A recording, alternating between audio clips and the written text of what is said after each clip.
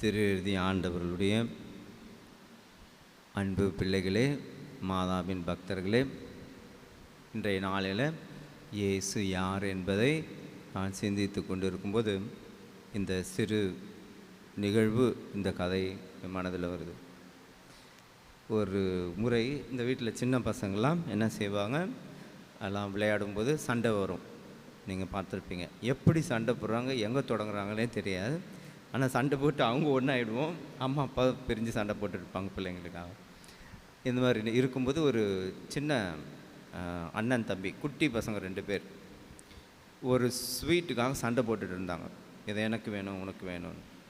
உடனே இந்த தாய் அவர்களை சமாதானப்படுத்தி அந்த ஸ்வீட்டை பாதி பாதி கொடுத்தாலும் வேணான்றாங்க. எங்களுக்கு முழுசாக தான் வேணும்னு ஒரே சண்டை. பிறகு என்ன செய்தாங்க, அந்த தாயை ஒன்று யோசித்தாங்க. சரி, ஏசப்பாவை வைத்து, கடவுளுடைய அன்பை வைத்து பிறர் அன்பை புரிய வைக்கலான்னு சொல்லி 2 பேரையும் பார்த்து, இந்த நேரத்தில் ஏசப்பா இருந்தால், குழந்தை இயேசு இருந்ததுன்னா என்ன செய்திருப்பாங்க, அந்த ஸ்வீட்டை மற்றவங்களுக்கு கொடுத்துட்ருப்பாங்க அப்படின்னு சொன்ன உடனே அந்த பெரிய பையன் என்ன செய்தான், அம்மா இன்றைக்கு மட்டும் தம்பி ஏசப்பா இருக்கட்டும், அதனால் நான் இந்த ஸ்வீட் எடுத்து சாப்பிட்டுறேன்னு.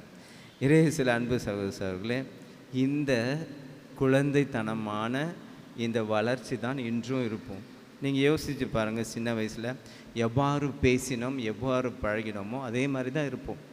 எவ்வாறு கோவப்பட்டோமோ, எவ்வாறு ஏற்றுக்கொள்கிறோமோ ஆகிய உணர்வுகள்லாம் கொஞ்சம் மாறி இருக்குமே தவிர அந்த சார அம்சம் மாறாது.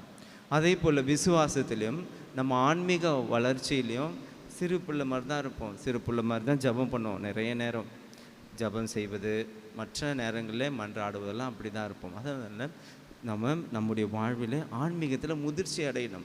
எவ்வாறு கல்வியில் முதிர்ச்சி அடைகிறோம், உடல் வளர்ச்சியில் முதிர்ச்சி அடைகிறது போல் ஆன்மீகத்திலையும் அறிவிலும் முதிர்ச்சி அடைகிறோம், ஆன்மீகத்திலும் முதிர்ச்சி அடையணும். அதற்கு முதலாவதாக நம்ம எப்படி குழந்தைகளைப் போல ஆண்டவர் என்னை அன்பு செய்கிறார், என்னை இரக்கம் காட்டுகிறார், என்னை எப்படியும் மன்னிப்பார், என்னை சுமப்பார், ஏற்றுக்கொள்வார், அந்த அன்பை உணர்வோம். ஆனால் பலர் இதில் என்ன செய்வாங்க, அதே மாதிரி சுமப்பார் எல்லாம் செய்வாங்க, கடவுளுடைய வார்த்தைகளை கேட்க மாட்டோம், நம் பாவங்களுக்காக மருந்த மாட்டோம். சில நேரங்களில் இந்த மாதிரியான மனநிலை. அடுத்த ஆன்மீக வளர்ச்சி என்பது எல்லாம் கடமைக்கு செய்வோம். சரியாக ஞாயிற்றுக்கிழமை திருப்பலிக்கு வருவோம், கோயிலில் உதவி செய்வோம், என்னென்ன செய்ய வேணுமோ அவர்கள் கடமைகள்லாம் செய்வாங்க, பைபிள் வாசிப்பாங்க, ஜெபமாலை சொல்லுவாங்க, எல்லாம் நிறைவோடு இருக்கும். அடுத்து ஆன்மீக வளர்ச்சி, சரி கடவுள் இதுக்காக செய்வாங்க. மூன்றாவது நம்ம கிறிஸ்தவ வளர்ச்சி அப்படி பார்க்கும்போது நம்ம என்ன செய்வோம், எந்த கஷ்டம் எந்த துன்பம் வந்தாலும் கடவுள் கொடுக்குறார், நல்லதை கொடுத்த கடவுள் ஏன் நமக்கு சோதனையை கொடுக்கும்போது நம்ம ஏற்றுக்கொள்வோம் என்று, அனைத்தையும் கடவுள் கையிலிருந்து வந்தது என்று அன்போடு நம்ம ஏற்றுக்கொள்வோம். அனைத்தையும் சிலுவையை பார்த்து, ஆண்டவரே நீர் படாத நான் பட்டேன், நீங்கள் படாத வேதனையாக நான் பட்டேன், நீங்கள் படாத அவமானமாக நான் பட்டேன்னு சொல்லி என்ன செய்வாங்க, எல்லாத்தையும் ஏற்றுக்கொள்வாங்க. அந்த வேதனையே ஒரு ஆசீர்வாதமாக ஏற்றுக்கொண்டு அந்த வாழ்க்கையில் ஒவ்வொரு கட்டத்திலும் கடவுளுடைய ஆசிரியை பெற்று சமாதானத்தோடும் மகிழ்ச்சியோடு வாழ்வாங்க. இவர்களுக்கெல்லாம் இந்த உலகம்லாம் ஒரு பொருள் தான், ஆண்டவர் தான் முக்கியம், ஆண்டவருக்காக வாழ்வேன் என்று. சில அன்பு சகோதரர்களே, நம்முடைய வாழ்க்கையில் நம்ம யோசித்து பார்ப்போம், எந்த கட்டத்தில் இருக்கோம், சிறு பிள்ளைத்தனமாக இருக்கிறோமா, இல்லை கடமை உணர்வோடு நம்ம ஆன்மீகம் இருக்கா, இல்லை நான் அனைத்தையும் கடவுள் அன்புக்காக செய்வேன், பிறர் அன்புக்காக செய்வேன், மற்றும் அனைத்தையும் எல்லா வேதனைகளையும் நான் ஏற்றுக்கொள்வேன் என்று அந்த மூன்றாவது நிலை அது வருவாங்க. நம்ம புனிதர்கள்லாம் இந்த 3 நிலையும் தாண்டி அதுக்கு மேலேயும் வாழ்ந்தவர்கள். ஆக நம்ம ஆன்மீக வாழ்வு கடினமான வாழ்வு அல்ல, புரிந்து கொண்டால் நாமும் மற்றவர்களைப் போல புனிதர்களைப் போல வாழ இயலும். இயேசுவில் அன்பு சகோதரர்களே, இதை நம்ம மனதில் வைத்துக்கொள்வோம். 2 முக்கிய நிகழ்வுகளை இந்த நாளை நம்ம புரிந்து கொள்ளும். இயேசு யார் என்பதை நம்ம வாழ்க்கையில், அதே போல் இயேசு யார் என்பதை புரிந்து கொண்டால் நாம் இயேசு யார் என்பதை நம்ம செயலில் காமிக்கணும். நம்ம பார்த்து யாராவது சொல்லுவாங்களா, இந்த அம்மா வராங்க பாருங்கள், நம் பேர் சொல்வதற்கு முன்பு நமக்கு முன்பு நிற்பது கிறிஸ்துவல், இன்னொரு கிறிஸ்துவலாக இருக்கணும். நம்ம பார்த்தோன்னே இந்த வராங்க பாரு மாதாவின் பிள்ளைகள்னு சொல்லணும். அதை விட்டுட்டு வந்தவொடனே பிரச்சனையை ஆரம்பிப்பான், இன்றைக்கி என்ன நடக்க போகுதுன்னு சொல்லி எத்தனை பேர் மனவேதனையோடு இருப்பாங்க. ஆக இது ஒரு சிறு நமக்கு சுய சோதனை.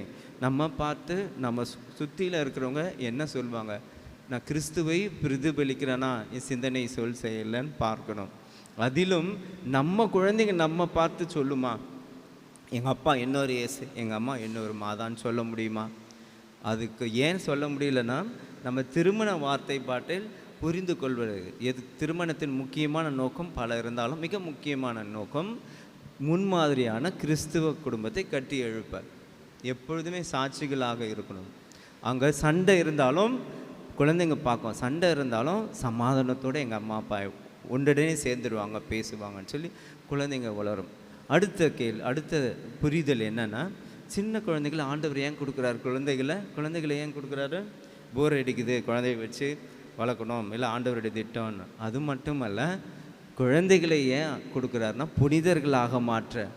அது ஒவ்வொரு குழந்தைகளையும் சின்ன வயசுலேருந்து புனிதர்களாக வளர்க்க. அதுதான் எபேசியர் 4:1 கடவுள் நாம் மாசற்றவராகவும் தூயவராகவும் அவர் முன் திகழ உலகம் தோன்றுவதற்கு முன்பே நம்மை தேர்ந்தெடுத்தார்னு சொல்கிறாங்க. அந்த வார்த்தையை நம்ம வைத்துக்கொள்ளணும். அதனால் குழந்தைகளை என்ன கஷ்டப்பட்டிருந்தாலும் டியூஷனுக்கு அனுப்புகிறோம், இதை செய்கிறோம், பிள்ளைங்க நல்லா இருக்கணும், நல்ல ஒழுக்கத்தில் இருக்கணும், அதெல்லாம் பார்த்துக்குறோம், நல்ல கல்வி அறிவு கொடுப்போம், நல்ல எல்லாமே செய்வோம்.